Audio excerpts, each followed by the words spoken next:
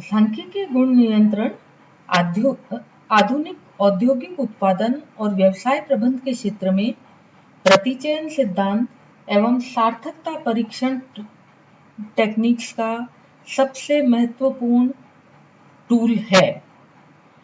उत्पादित वस्तु के गुण के संबंध में प्रबंधक को 3 प्रमुख निर्णय लेने होते हैं: विनिर्दिष्टीकरण स्पेसिफिकेशन, निर्माण प्रोडक्शन और निरीक्षण इंस्पेक्शन।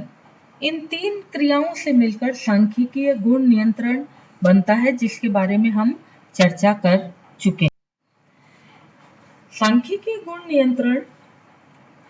नियंत्रण चार्ट के माध्यम से किया जाता है और नियंत्रण चार्ट गुण विशेषताओं के आधार पर 2 वर्गों में बांटे जाते हैं: चर संबंधों के लिए नियंत्रण चार्ट और गुण संबंधों के लिए नियंत्रण चार्ट।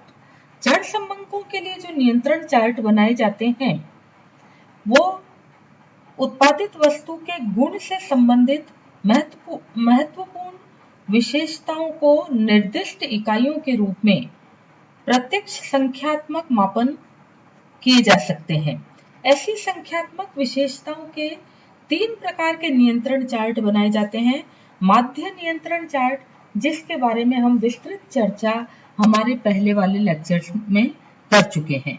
आज हम 2 अन्य विस्तार नियंत्रण चार्ट और प्रमाप विचलन चार्ट के बारे में बात कर रहे हैं। सबसे पहले हम बात कर रहे हैं विस्तार चार्ट या रेंज चार्ट या आर चार्ट के बारे में। वस्तु के गुण के संख्यात्मक माप में वेरिएबिलिटी की जांच करने के लिए विस्तार नियंत्रण चित्र का प्रयोग किया जाता है। ध्यान दें, वापस से मैं बोल रही हूँ, वस्तु के गुण के संख्यात्मक माप में वेरिएबिलिटी या विचरण की जांच करने के लिए विस्तार चार्ट या आर चार्ट का प्रयोग किया जाता है। विस्तार चार्ट बनाने की प्रक्रिया इस प्रकार है। सबसे पहले प्रतिदर्श विस्तार या सैंपल रेंज निकाली जाती है। जैसा कि हमको पता है, प्रत्येक प्रतिदर्श की इकाइयों के अधिकतम में से न्यूनतम मूल्य को घटाकर विस्तार निकाला जाता है। R = L - S या largest limit minus smallest limit या largest item minus smallest amount. दूसरा जो प्रक्रिया में कदम है वो है केंद्रीय रेखा या सेंट्रल लाइन। इसके लिए हमको R बार की गणना करनी पड़ेगी। R बार की गणना जितने हमारे सैंपल हैं उन सभी के विस्तार जो हैं उनको जोड़ लिया जाएगा और जितने सैंपल हैं उनके n से डिवाइड कर दिया जाएगा, यानी सिग्मा R/K, या we can say R bar = R1 + R2 + R3 up to RK / K। जब हमको R बार प्राप्त हो जाता है तो तीसरा स्टेप आता है नियंत्रण सीमाएं। नियंत्रण सीमाएं D2 और D3 के आधार पर निकाली जाती है। इसमें अपर नियंत्रण सीमा और लोअर नियंत्रण सीमा। अपर कंट्रोल लिमिट UCL = होता है R bar + 3 standard deviation R और R bar + 3 × D3 standard deviation population. इसी तरीके से lower control limit R bar - 3 standard deviation R और R bar - 3 D3 standard deviation population. अब D3 किस तरीके से निकाला जाता है, D4 किस तरीके से निकाला जाता है, या D1 या D2, ये सब कांस्टेंट वैल्यूज है जिसको कि अभी हम एक चार्ट के अंदर इस वैल्यूज को समझेंगे। नियंत्रण कारक जो कि मैं बात कर रही हूँ D2, D3, D1, D2, D3, D4 प्रतिदर्श आकार से संबद्ध होते हैं और सारणी के द्वारा ही देखे जा सकते हैं। प्रमाप विचलन चार्ट या स्टैंडर्ड डेविएशन चार्ट। उत्पादित वस्तु के गुण के संख्यात्मक माप में विचरण नियंत्रण के लिए प्रमाप विचलन नियंत्रण चार्ट बनाए जाते हैं। इनको बनाने की विधि है, सबसे पहले प्रतिदर्श प्रमाप विचलन, जो सैंपल हम ले रहे हैं उनके स्टैंडर्ड डेविएशन निकाले जाएंगे। सैंपल्स के स्टैंडर्ड डेविएशन क्रमशः standard deviation 1, standard deviation 2, standard deviation 3 इत्यादि कहलाएंगी। इनके आधार पर केंद्रीय रेखा निकाली जाएगी, सेंट्रल लाइन। सेंट्रल लाइन निकालने के लिए स्टैंडर्ड डेविएशन बार निकाला जाएगा। स्टैंडर्ड डेविएशन बार मतलब सिग्मा स्टैंडर्ड डेविएशन अपॉन के, और जिसको हम कह सकते हैं standard deviation 1 plus standard deviation 2 plus standard deviation 3 divided by के। जब स्टैंडर्ड डेविएशन बार निकल जाएगा तो हम नियंत्रण रेखाएं निकालेंगे।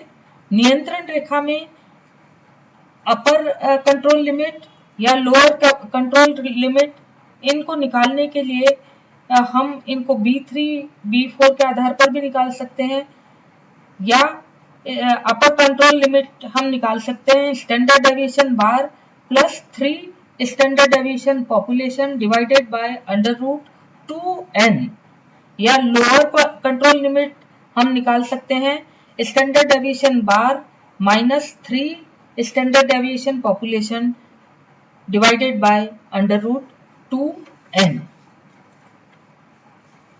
इसको हम B4 या B3 इत्यादि से भी निकाल सकते हैं। इन सब की value B4, B3, D1, D2, D3 इत्यादि की वैल्यू इस चार्ट के अंतर्गत दी गई है। यहाँ पर n का मतलब सैंपल्स की संख्या से है और बाकी कारक की वैल्यू इस प्रकार से दी गई है। जिस प्रकार हमने चर समंकों के लिए नियंत्रण चार्ट की बात करी है, उसी प्रकार गुण समंकों के लिए नियंत्रण चार्ट निकाले जा सकते हैं। वस्तु की किस्म से संबंधित किसी गुणात्मक विशेषता को प्रत्यक्ष नहीं नापा जा सकता है, उसको हम डायरेक्टली न्यूमेरिकल वे में प्रेजेंट नहीं कर सकते हैं। ऐसी अवस्था में ऑब्जर्व्ड इकाई को या तो हम अच्छी या बुरी दो वर्गों के अंदर बांट सकते हैं। इसलिए इस प्रकार की इकाइयों के लिए, ऐसे गुण समंकों के लिए 3 नियंत्रण चार्टों की रचना की जाती है। दोषपूर्ण इकाइयों के अनुपात का नियंत्रण चार्ट, दोषपूर्ण इकाइयों की संख्या का चार्ट, या दोषों की संख्या का नियंत्रण चार्ट। सबसे पहले हम बात कर रहे हैं दोषपूर्ण इकाइयों के अनुपात का चार्ट या पी चार्ट। दूषित इकाइयों का प्रपोर्शन या फ्रैक्शन, इस यानी अनुपात को नियंत्रित करने के लिए पी चार्ट बनाया जाता है। यह बाइनोमियल डिस्ट्रीब्यूशन पर आधारित होता है।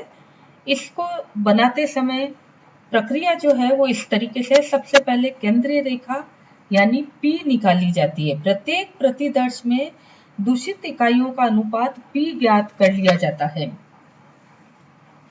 सभी सैंपल्स के P निकालकर P बार निकाला जाता है। P बार का फॉर्मूला होगा सिग्मा P अपॉन K या P1 plus P2 plus P3 up to Pk divided by K,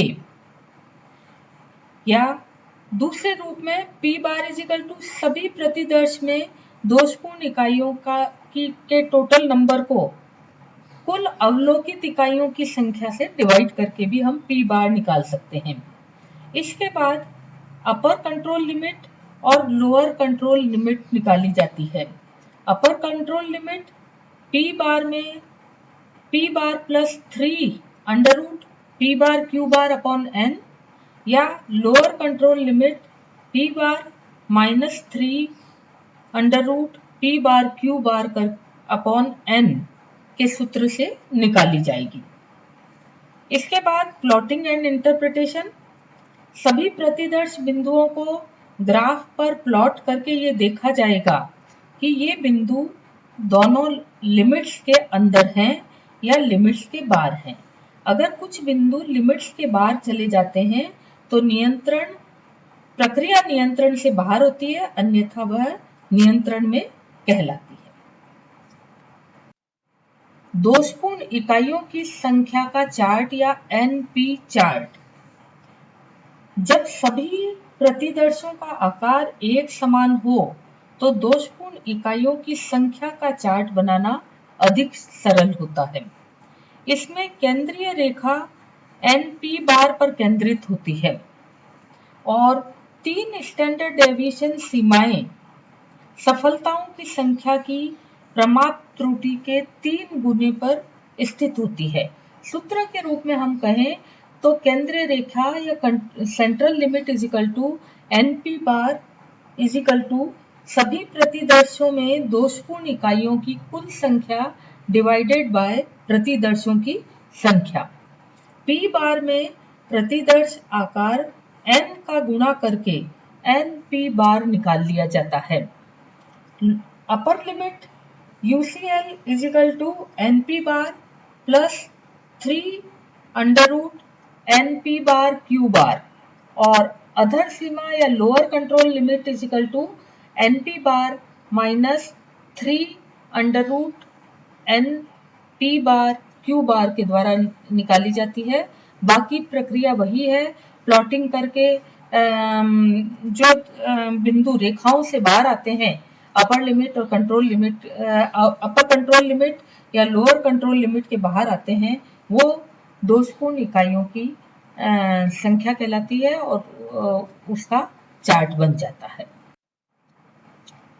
दोषों की संख्या का नियंत्रण चार्ट। जब वस्तु की प्रत्येक इकाई में दोष की संख्या को नियंत्रित करना हो तो C चार्ट का प्रयोग किया जाता है। अनेक बार इस प्रकार की समस्याएं उत्पन्न होती है, जैसे एक गिलास में पानी भरा जाए तो बुलबुलों की संख्या, कपड़े के टुकड़े में गांठों की संख्या, एक कागज में धब्बों की संख्या। ऐसी परिस्थितियों में यह तय किया जाता है कि दोषों की औसत संख्या C बार क्या है। फिर औसत संख्या को प्रमाप त्रुटि के तिगुने को C बार में जोड़कर अपर सीमा और घटाकर लोअर सीमा निकाली जाती है।